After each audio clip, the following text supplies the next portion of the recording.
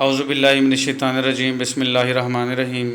आज हमने पढ़ना है बेटा पेज नंबर 18 से physiology anatomy of digestive system. Digestive system क्या होता है बेटा? हाजमे का निज़ाम। तो इसके अंदर बेटा देख लें, ये पिक्चर में देख लें, माउथ आ जाएगा, मुंह आ जाएगा, फिर इसके बाद टंग है, फ्रेंकस, एसोफेगस। एसोफेगस खुराक की नाली होती है, स्टमक मैदा होता है, फिर उसके साथ बेटा लीवर है, लीवर जिसको कलेजी कहते हैं हम लोग। कुछ लोगों को ये पता नहीं है लीवर होता क्या, कलेजी को कहते हैं बेटा। और उसके बाद जो है पेंक्रियाज होता है, लबलबा जिसको कहते हैं, गाल ब्लेडर होता है जिसको पित्ता कहते हैं। ये चीज़ें भी साथ में जुड़ के और हाजमे में हेल्प करती हैं। फिर स्मॉल इंटेस्टाइन आ जाएगी मैदे के फ़ौरन बाद, जिसको छोटी आंत कहते हैं। फिर लार्ज इंटेस्टाइन आ जाएगी जिसको बड़ी आंत कहते हैं बेटा।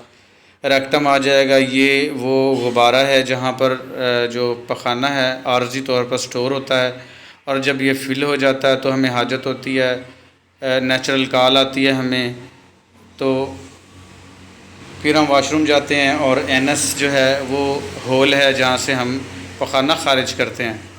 तो ये सारा का सारा बेटा ये जो डाइजेस्टिव सिस्टम है इसके 3 नाम हैं। एक तो डाइजेस्टिव सिस्टम हो गया इंग्लिश में, उर्दू में हमने हाजमे का निज़ाम कह दिया, लेकिन इसके इंग्लिश में 2 और नाम हैं, मेडिकल में यूज़ होते हैं। जीआईटी गैस्ट्रो इंटेस्टाइनल ट्रैक्ट, जी से गैस्ट्रो, आई से इंटेस्टाइनल, टी से ट्रैक्ट, और एक और नाम है एलिमेंट्री कैनाल। तो ये इसके 3-4 नाम हो गए, एक उर्दू में, एक इंग्लिश में, और 2 बायोलॉजी में यूज़ होते हैं ये। तो हम इसका बाकायदा आगाज़ करते हैं बेटा। ये था तारुफ थोड़ा सा। तो एनाटॉमी ऑफ डाइजेस्टिव सिस्टम पढ़ते हैं, ये सारी चीज़ें वही रिपीट करेगा बार बार। The digestive system in human, हाजमे का जो निज़ाम है इंसानों में, ह्यूमन बीइंग्स में, इज़ कम्पोज्ड ऑफ, मुश्तमिल होता है, अ लॉन्ग मस्कुलर ट्यूब, एक लंबी मसल से बनी ट्यूब पर, कॉल्ड गैस्ट्रो इंटेस्टाइनल ट्रैक्ट, जिसको हम गैस्ट्रो इंटेस्टाइनल ट्रैक्ट कहते हैं, शॉर्ट में हम जीआईटी कहेंगे। इसकी मैंने वजाहत अभी कर दी है बेटा। और एलिमेंट्री कैनाल, या इसका दूसरा नाम एलिमेंट्री कैनाल भी है, ये भी मैं बता चुका हूँ। एंड एसेसरी ऑर्गन्स, और एसेसरी ऑर्गन्स कौन से हैं जो मैंने बताया था, इसमें लीवर है, पेंक्रियाज है और गॉल ब्लैडर है। ये इसके एसेसरी ऑर्गन्स हैं जो इसकी मदद करते हैं। तो the GIT runs through the ventral body cavity, body के दरमियान से ये जीआईटी रन करती है, गुज़रती है। It extend from mouth to anus, और ये मुश्तमिल है मुंह से लेके एनस तक। एनस मैंने बता दिया हुआ है बेटा, वो होल जहाँ से हम पखाना खारिज करते हैं उसको एनस कहते हैं, और माउथ मुंह को कहते हैं। वहाँ से लेके और एनस तक का सारा बीच का हिस्सा सारा जीआईटी कहलाता है। And consist of oral cavity, और मुश्तमिल है ओरल कैविटी पर। अब देखो, मुंह को, माउथ को ओरल कैविटी भी कहते हैं। फेरेंकस, ये जो गला है इसको फेरेंकस कहते हैं। एसोफेगस, वो नाली जो गले से और ख़ुराक को स्टमक तक, मैदे तक पहुंचाती है, उसका नाम एसोफेगस है।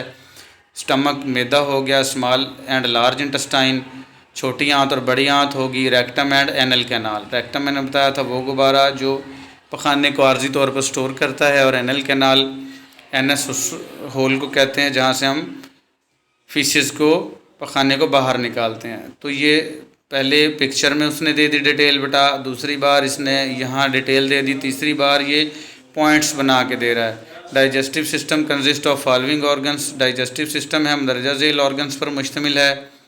Number 1 oral cavity, 2 pharynx, 3 oesophagus, 4 stomach, 5 small intestine, 6 large intestine, 7वां रेक्टम, और इसके साथ जो एसेसरी ऑर्गन्स हैं इसमें लीवर आ गया, गॉल ब्लैडर और पेंक्रियाज। देखिए यहाँ तक उसने 3 बार वजाहत कर दिया है। ये ऑर्गन्स के जो है नाम 3 बार आ चुके हैं, तो ये 3 बार सुन के ही इंसान को याद हो जाते हैं सारे के सारे।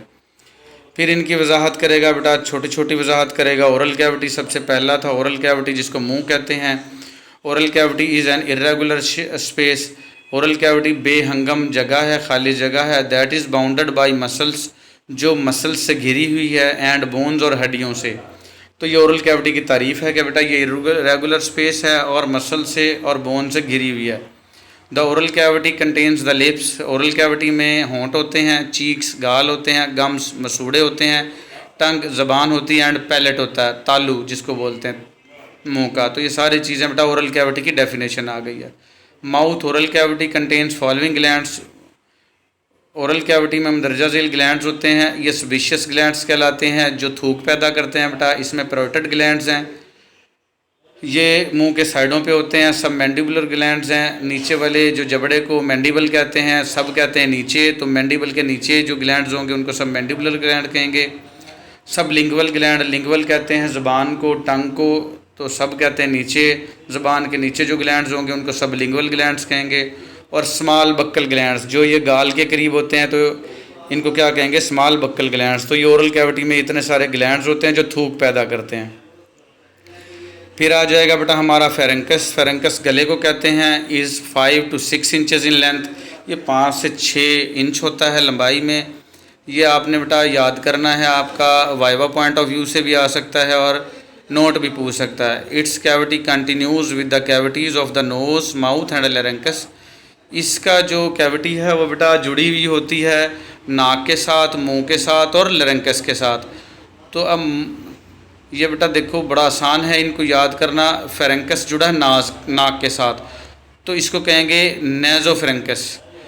और मुंह के साथ जुड़ा हुआ है तो मुंह को ओरल कैविटी कहते हैं, तो ओरोफेरेंकस आ जाएगा। और लेरेंकस के साथ जुड़ा हुआ है तो लेरेंजियल फेरेंकस आ जाएगा। ठीक है, ये तीनों नाम ये नीचे दिए हुए हैं। तो the pharynx is divided into 3 parts. हम फेरेंकस को तकसीम करते हैं 3 हिस्सों में। तो ये फर्स्ट कौन सा हो गया, नाक के साथ जो जुड़ा है नेज़ोफेरेंकस आ गया, मुंह के साथ जो जुड़ा है वो ओरोफेरेंकस आ गया, और लेरेंक्स के साथ जो जुड़ा हुआ है, लेरेंक्स कहते हैं वॉइस बॉक्स को, यहाँ से आवाज़ पैदा होती है। मैं बोल रहा हूँ तो ये लेरेंक्स के अंदर वोकल कॉर्ड्स होते हैं, रेशादार पट्टियों के 2 जोड़े खिंचे होते हैं। जब हवा इनसे टकराती है तो बेटा इनमें इरताश पैदा होता है और आवाज़ पैदा होती है। तो ये फेरेंकस जो है लेरेंकस के साथ भी जुड़ा होता है, तो उसको क्या कहेंगे, लेरेंजियल फेरेंकस। उसके बाद आ जाएगी खुराक की नाली बेटा, एसोफेगस जिसको बोलते हैं। तो ये फेरेंकस से खाने को और मैदे तक पहुंचाती है। It is about 25 centimetre long, ये मारूजी बन सकती है। कितनी लंबी है, 25 centimetre and 2 centimetre in diameter, और इसकी चौड़ाई कितनी है, 2 centimetre. It lies in the median plate in thorax.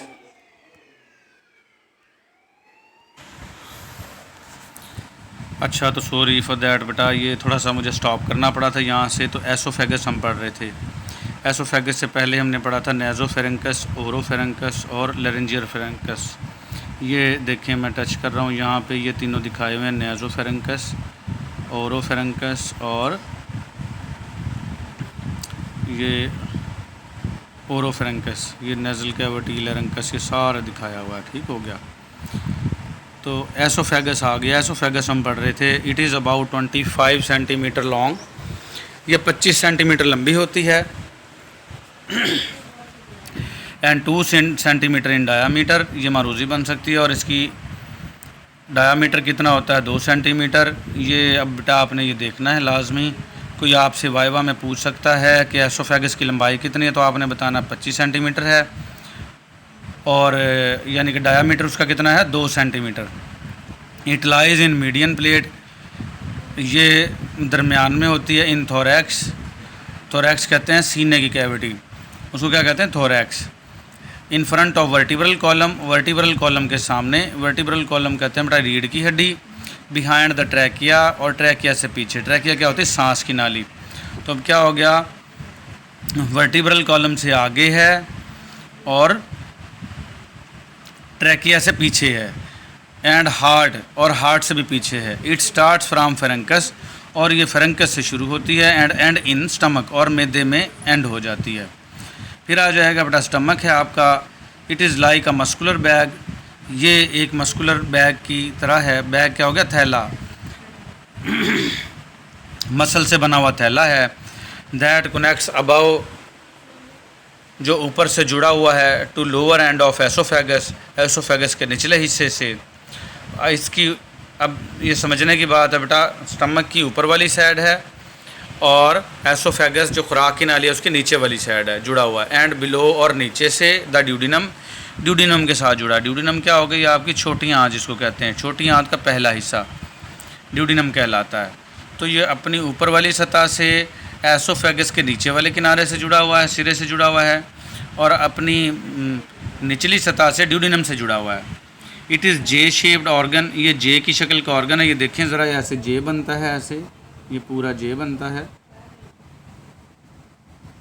ठीक हो गया। तो ये मरूज़ी बन सकती है। जे शेप्ड ऑर्गन कौन सा है आपने बताना, स्टमक। ये मरूज़ी आई भी थी बल्कि अभी। It is 10 inches in length, लंबाई इसकी कितनी है, 10 इंचज़ है। Stomach is divided into following parts, मैदे को हम मंदरजा झेल हिस्सों में तकसीम करते हैं। Which are shown in diagram, जो कि डायाग्राम में दिखाए गए हैं। ये देखो बेटा, इसको फंडस, ऊपर वाला हिस्सा ये जितना सा जो रेड कलर का किया हुआ है ये फंडस है, ये दरमियान वाला बॉडी है। ठीक है, ऊपर जो है ये ग्रीन कलर का दिखाया हुआ है, ये कार्डिया इसको कहते हैं। ये दिल की तरफ होता है इसलिए इसको कार्डिया कहते हैं। और ये जो यहाँ पे ये गुलाई है इसको कार्डियल नॉच कहते हैं, ये इसके हिस्से हैं। और ये लास्ट में ये ड्यूडिनम से जुड़ा हुआ है, ये ड्यूडिनम है। ऊपर ये देखो, ऊपर वाली साइड ये येलो कलर की जहाँ टच कर रहा हूँ ये एसोफेगस है, एसोफेगस से जुड़ा हुआ है। तो फिर आ जाएगी बेटा आपकी स्मॉल इंटेस्टाइन। ये बहुत अहम है, इसके 3 हिस्से हैं। ड्यूडिनम पहला हिस्सा, दूसरा जेजुनम, जुजनम भी कहते हैं, और तीसरा इलियम है। The small intestine x tends from the stomach, छोटी आंत शुरू होती है मैदे से, टू इलियोसियल जंक्शन, इलियोसियल जंक्शन तक जाती है। जो छोटी आंत का आखिरी हिस्सा है उसको इलियम कहते हैं, और जहाँ से ये बड़ी आंत से जुड़ता है, इस जुड़ने को उसको कहते हैं इलियोसियल जंक्शन। इलियम जुड़ती है बड़ी आंत से, तो इस जंक्शन को क्या कहेंगे, इलियोसियल जंक्शन। तो ये कहाँ से शुरू हो गया है, मैदे से, और इलियोसियल जंक्शन तक है ये। The length of small intestine is about 6.9 metre. In male, मर्दों में ये मरूज़ी बन सकती है, कितनी है, 6.9 मीटर, और फीमेल में कितनी है, 7.1 मीटर इन फीमेल। तो ये 1 मीटर तकरीबन 3 फुट का होता है, 7 या 21, तकरीबन 21 फुट की है ये। लेकिन ये इतनी लंबी होने के बावजूद पेट में समाई हुई है बेटा, ये फोल्डिंग हुई हुई है, अल्लाह पाक ने फोल्ड किया हुआ है, और बड़ी आंत से घेरे हुए भी है, इसको अल्लाह पाक ने घेर दिया है। ठीक है, small intestine lies in abdominal cavity, छोटी आंत जो है पेट की कैविटी में, एब्डोमिनल कैविटी में मौजूद होती है। सराउंडिंग जो घिरी होती है बाय लार्ज इंटेस्टाइन, बड़ी आंत से। ये देखें बेटा, ये एब्डोमिनल कैविटी है और ये लार्ज इंटेस्टाइन है, इसके बाहर ये इससे घिरी हुई है। तो small intestine is divided into 3 parts, छोटी आंत को हम 3 हिस्सों में तकसीम करते हैं, जो मैंने पहले बताया। ड्यूडिनम पहला हिस्सा है, इसका साइज़ कितना, 2.5 से 3.8 मीटर। जेजुनम है, 2.5 मीटर साइज़ है इसका, और इलियम है, इसका साइज़ 2 से 4 मीटर तक इसका साइज़ है। ये बेटा आपने याद करना है। साथ के साथ फिर आ जाएगा विलाई। विलाई क्या होते हैं, ये फिंगर लाइक प्रोजेक्शंस है। जैसे आपने कभी तौलिए में देखा होगा, तौलिए में उभार होते हैं, इसी तरीके से ओजड़ी में, स्टमक में भी होते हैं। इसी तरीके से ये विलाई जो हैं उसमें होते हैं आपकी छोटी आंत में। तो ये माइक्रोस्कोपिक होते हैं, बहुत छोटे होते हैं, नज़र नहीं आते।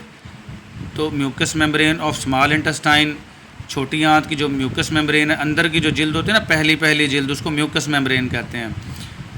तो म्यूकस मेम्ब्रेन जो है छोटी आंत की, हैज़ माइक्रोस्कोपिक, रखती है, हैज़ का मतलब क्या होता है, रखती है, माइक्रोस्कोपिक जो आम आँख से नज़र नहीं आते, फिंगर लाइक प्रोजेक्शंस, उंगली की तरह के उभार, कार्ड इंटेस्टाइनल विलाई, इनको हम आंतों के विलाई कहते हैं।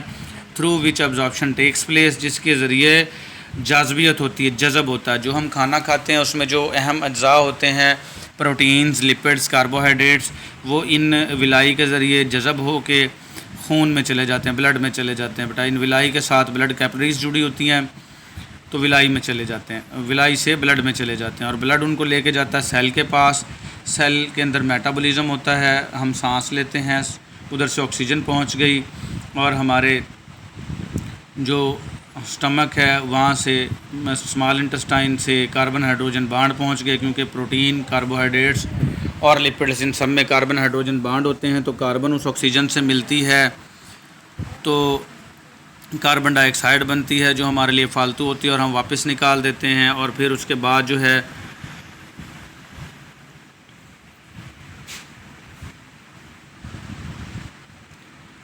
पानी बनता है, पानी कुछ यूज़ हो जाता है बेटा, और जो है